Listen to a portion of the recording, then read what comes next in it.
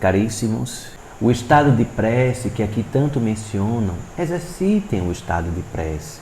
O ser encarnado deve sempre alicerçar a sua autovigilância para empreender cada vez mais um período maior de estado de prece.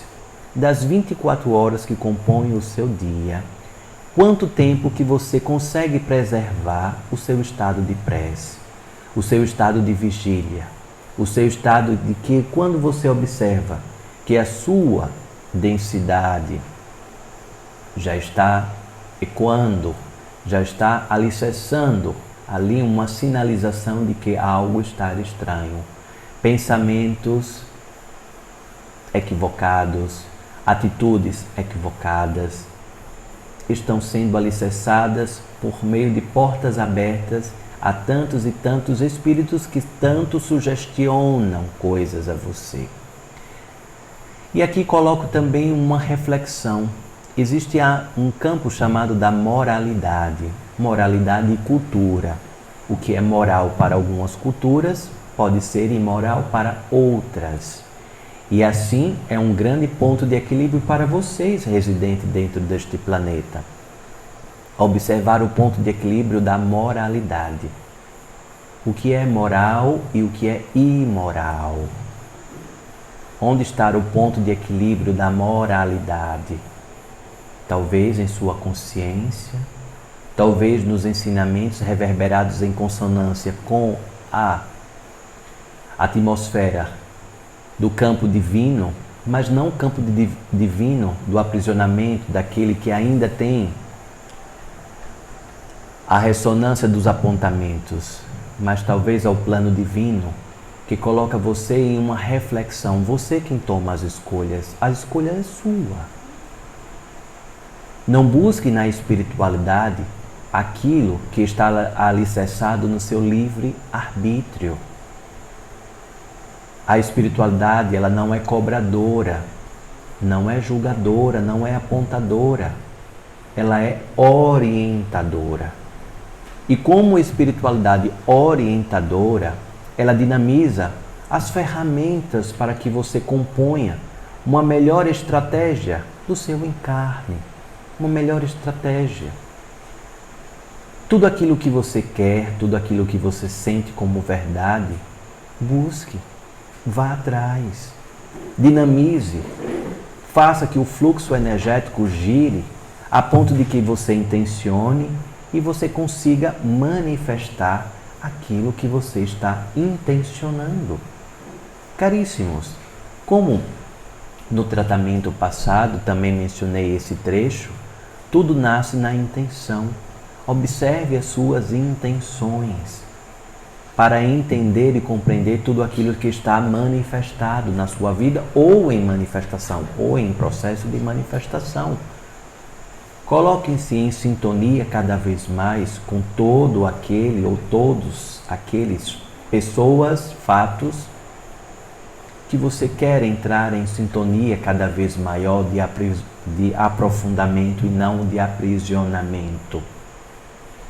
Estudem, leiam, cada vez mais se coloquem em pontos reflexivos de compreender que o outro também pode conter contribuições importantíssimas. Não se coloque em patamares como se você somente fosse o absoluto no conhecimento, pois você não leu todos os livros que existem manifestados, materializados dentro do planeta Terra. Para você julgar algo, precisaria que você lesse todos os livros sobre aquele assunto, todos os livros das diversas línguas e idiomas que aqui existem, para que você ousasse a mencionar alguma verdade.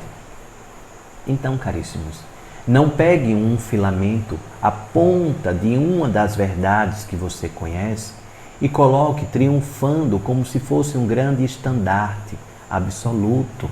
Você conhece uma ponta daquele conhecimento. Coloque no círculo, coloque na dinâmica da vida, para que em cada volta que a vida dê, diante dos ciclos que compõem você possa amadurecer cada vez mais e compreender que talvez se você tivesse tomado aquela atitude, você teria se precipitado. O quanto foi bom e importante você aguardar mais um pouco, de você sentir toda aquela frequência que estava alicerçada naqueles fatos, naquela pessoa, auxiliando em sua jornada espiritual, auxiliando na sua jornada mediúnica. Caríssimos, não tenha medo da sua habilidade mediúnica. Não fuja das tratativas mediúnicas. Lembrem-se, a espiritualidade não aprisiona, ela orienta, ela pode libertar. As habilidades mediúnicas são naturais. Não acredito em desenvolvimentos de habilidades, mas sim em educações de habilidades. Você não desenvolve porque você não vai fazer nascer uma habilidade. Ou a habilidade está com você mediúnica ou você não tem aquela habilidade, você tem outras. O que o ser encarnado faz dentro desse educandário planeta Terra é educar a habilidade mediúnica. Talvez você ainda nem sabe quais são as suas habilidades mediúnicas. Talvez você ainda esteja negligenciando a sua intuição. Talvez você esteja negligenciando aquela imagem que vem na sua tela mental em atos premonitórios. Talvez você ainda esteja negligenciando o sentir daquele impulso que você não sabe como, mas você deve fazer aquela palavra, aquela atitude naquele momento. São manifestações espirituais por meio das suas habilidades. De repente você tem encontros em outros idiomas, com seres que talvez você ainda desconheça a origem. Outras habilidades mediúnicas. E assim, a sua vida encarnatória vai passando por diversos fatos, acontecimentos de habilidades mediúnicas, caríssimos. As habilidades mediúnicas, elas devem nascer de maneira natural. Você compreendendo cada ciclo, cada florescimento das suas habilidades mediúnicas. Talvez o outro que estiver ao seu lado, ou aquela pessoa que você confia, pode auxiliar a você a atravessar essa descoberta dessas habilidades e, consequentemente, aprender a educá-las. Mas tudo dependerá do próprio médium. Aquele que detém a sua habilidade mediúnica tem uma percepção muito maior daquilo que faz sentido e do que não faz sentido. Caríssimos, em nada adianta os apontamentos de quê?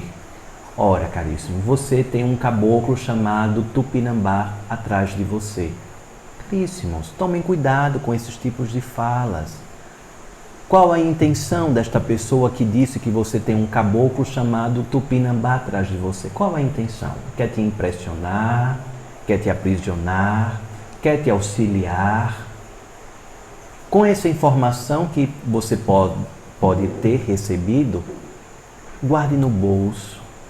Fique com aquela informação e continue a sua jornada percebendo se vai fazer sentido. Se aquele nome, se aquela vibração, se aquela frequência vai fazer sentido para você.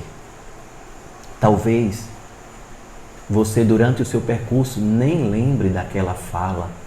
Talvez durante o seu percurso nem faça sentido tudo aquilo que foi dito para você, porque na realidade mais adiante você se depara com outras percepções dentro da linhagem de caboclos, por exemplo. Você tem uma experiência natural em uma caminhada, em uma reunião mediúnica, em que você tem um encontro não com um caboclo, mas com uma cabocla.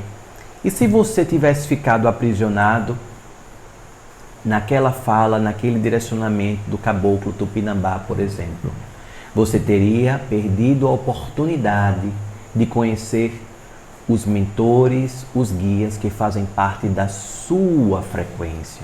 Aqueles guias e mentores que estão em ressonância com você, efetivamente. Então, caríssimos, tomem cuidado com falas que vão batizando guias, entidades para com vocês. Olha, você tem uma cigana muito bonita, o nome dela é Yasmin. Ora, guarde no bolso. Guarde no bolso essa informação e mais adiante você vai percebendo se vai fazer sentido ou não, caríssimo. Ou não. Mas não se precipite, principalmente, em festejar ou oferendar a guias, a entidades que você não tem a ressonância, você ainda não sentiu, aquilo ainda não faz parte de uma verdade sua. Você ainda está construindo toda aquela interconexão com aquele ser espiritual, com aquele guia espiritual. Porque em muitos momentos, caríssimos, existem algumas armadilhas que são colocadas em batizados, entidades, supostas entidades, e que na realidade são espíritos obsessivos que se plasmam temporariamente como pretos velhos, como caboclos, como pombagiras, como exus guardiões, como herês, quando na realidade estão para vampirizar ainda mais o ectoplasma daquele ser, daquele médium, que não teve a vigilância suficiente e se colocou em prostração imediata. Na primeira informação da guiança, não se colocou para sentir, perceber se é verdade, se ressoa como algo natural e verdadeiro, caindo em abismos e armadilhas. Caríssimos, guias espirituais não precisam ser alimentados. Quando vocês fazem uma oferenda para os ciganos, por exemplo, vocês passaram recentemente pelo ciclo de Santa Sara, não foi? No mês de maio. Quando vocês fazem uma oferenda com frutas, moedas, incensos, as fitas coloridas, na realidade você está alimentando a sua alma. Você está acendendo uma chama de uma grande vela espiritual para que aquela fortaleza, aquela guiança, aquela falange consiga enxergar a você e alicerçar todas as reverberações possíveis e merecidas para você. Então, caríssimos, percebam que na realidade os seres encarnados não alimentam espíritos, pois os espíritos que se colocam como guias não são alimentados. Aqueles que precisam ser alimentados são falangeiros que estão em baixa densidade energética, estão em baixa vibração energética, espíritos obsessores. Espíritos obsessores, sim, estes precisam ser alimentados. Você, quando quer oferendar um preto velho, ao você colocar uma xícara com um café no seu altar, por exemplo, você está se fortalecendo com aquela energia de preto velho e não alimentando o preto velho. O preto velho, ele já é preto velho, ele já é guia espiritual. Ele é chamado por aquela vela transformada em uma xícara de café que você oferenda para ele, para que ele ouça mais perto as suas aspirações, os seus clamores, os seus pedidos, mas ele não vai se alimentar daquele café como se fosse um elo de dependência, como se fosse um elo de negociata. Tome um café, logo me dê aquilo que eu quero. Caríssimos, vocês estão dialogando, estão lidando com guias espirituais. Guias espirituais não precisam ser alimentados. Assim como você, quando faz uma oferenda para os orixás, quando você leva flores para Iemanjá na praia, na realidade, cada flor que você entrega, e muito importante que vocês ressignifiquem as palavras, você não joga flores, você entrega flores. Você joga coisas que você não quer mais na sua vida. Mas ali é um ato representativo de um elo de conexão. Então você entrega flores, você oferta flores e você não joga flores. Então nesse ato de você entregar as flores, é como se você estivesse acendendo uma vela a cada flor que você entrega no mar, para que aquela vibração de Iemanjá, aquela vibração maternal, aquela vibração que equilibra todas as cabeças humanas e transborda em paz possa te alcançar e, consequentemente, te fortalecer para a continuidade da sua vida encarnatória.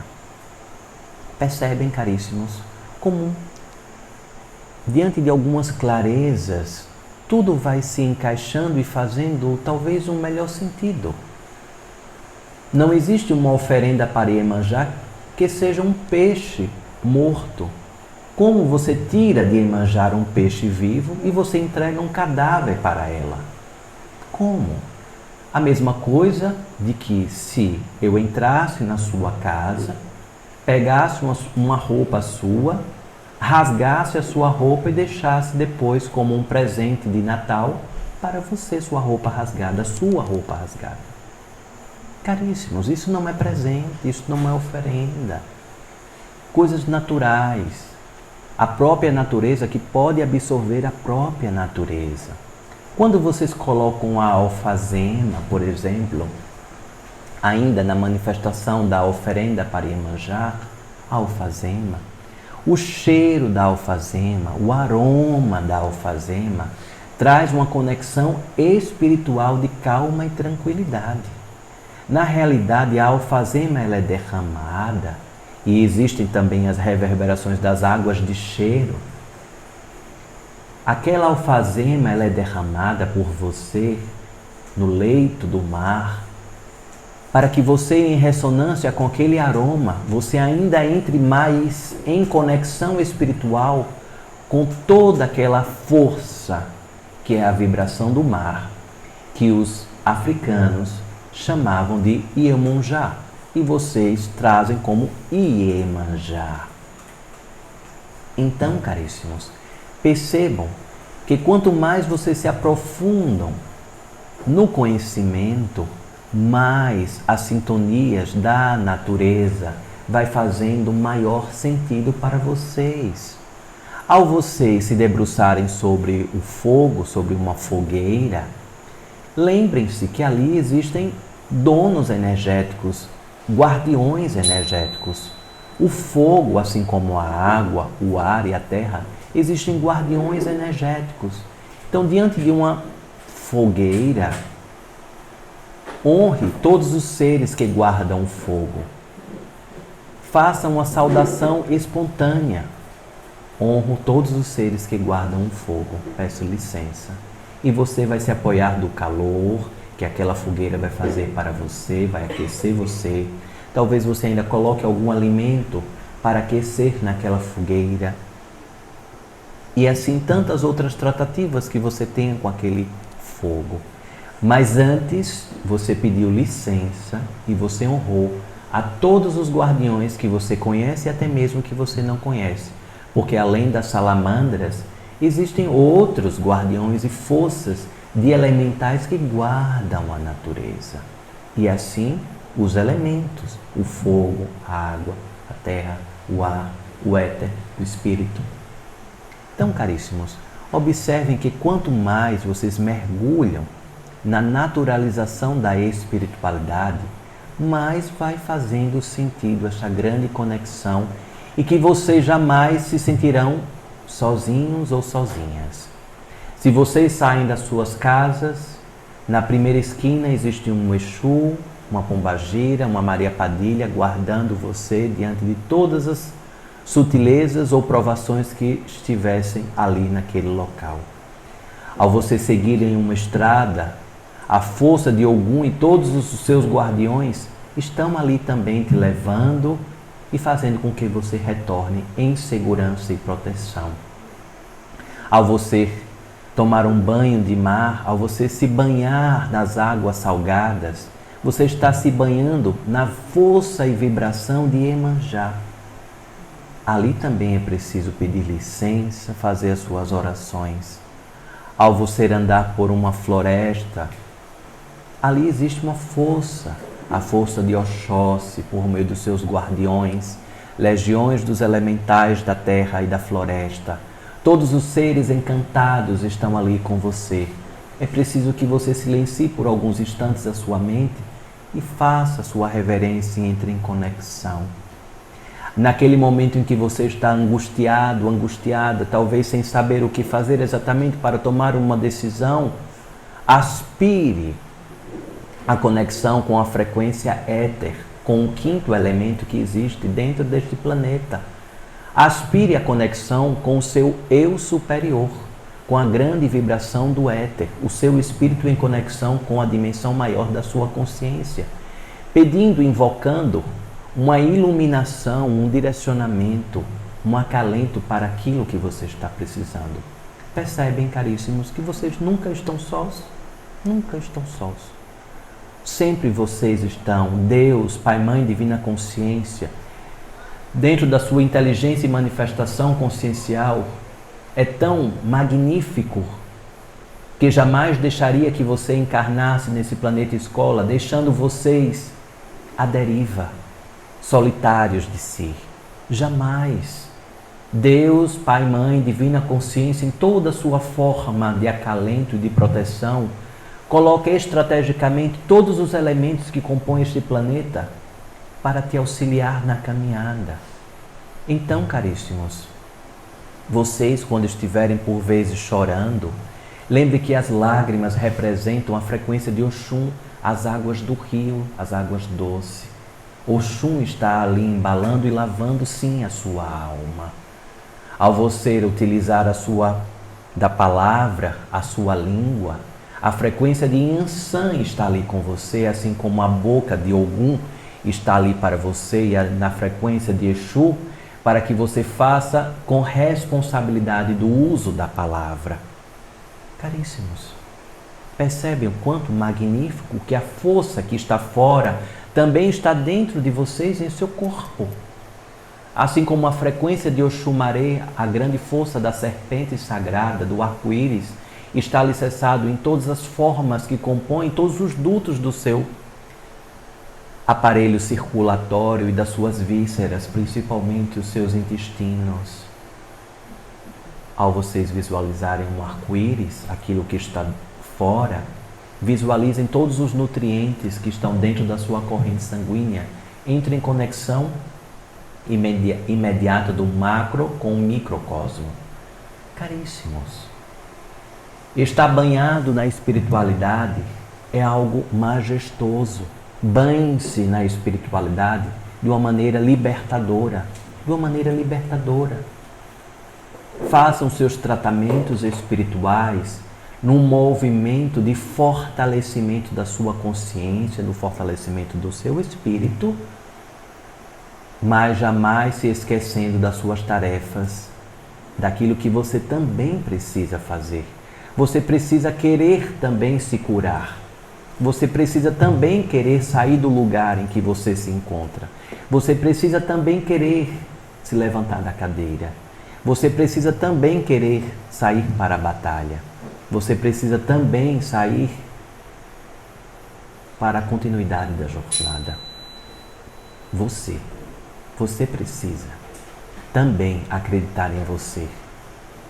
Nós, representantes da espiritualidade, acreditamos amavelmente em cada um de vocês.